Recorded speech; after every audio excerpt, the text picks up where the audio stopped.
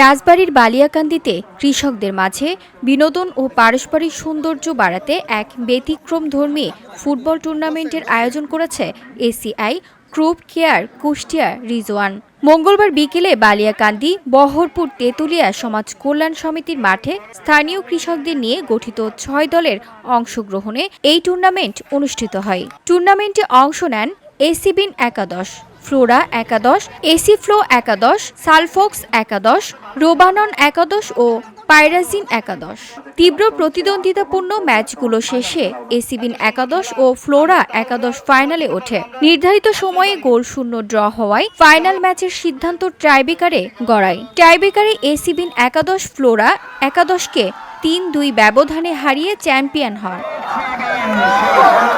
এ সময় প্রধান অতিথি কৃষিবিদ রতন কুমার ঘোষ বলেন, কৃষকরাই দেশের খাদ্য নিরাপত্তার মূল বাহক। মাঠে পরিশ্রমের পাশাপাশি তাদের মানসিক প্রশান্তি ও বিনোদনের সুযোগ সৃষ্টি করাও জরুরি। এই ধরনের খেলাধুলা কৃষকদের মাঝে ঐক্য, উৎসাহ এবং সুস্থ প্রতিযোগিতার মনোভাব সৃষ্টি করে। কৃষকদের কল্যাণে এসিআই যে এমন উদ্যোগ নিয়েছে তা নিঃসন্দেহে প্রশংসনীয়। খেলায় অংশগ্রহণ করার জন্য সবাইকে ধন্যবাদ জানাচ্ছি এবং এসিআই ক্রপ কেয়ারকে ধন্যবাদ জানাচ্ছি একটি অনবদ্য এবং ব্যতিক্রমধর্মী আয়োজন করার জন্য।